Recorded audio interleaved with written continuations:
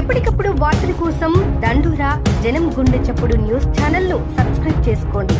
Bell button ను click చేయండి, like చేయండి, షేర్ చేయండి.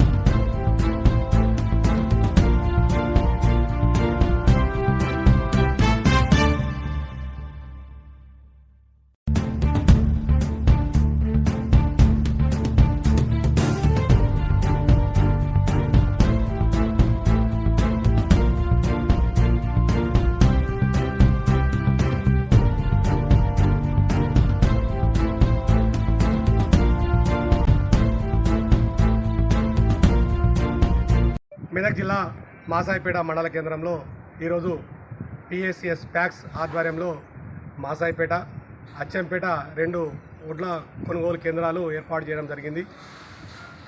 రైతులకు ముఖ్యంగా చెప్పేది ఏమంటే, దళారులను నమ్మకుండా ప్రభుత్వం ఏదైతే కొనుగోలు కేంద్రాలు పెడుతుందో, ఐకేపీ కానీ ప్యాక్స్ కానీ, ఆ కొనుగోలు కేంద్రాలనే వడ్లు అమ్ముకోవాలని రైతులకు విజ్ఞప్తి చేస్తూ ఉన్నాం.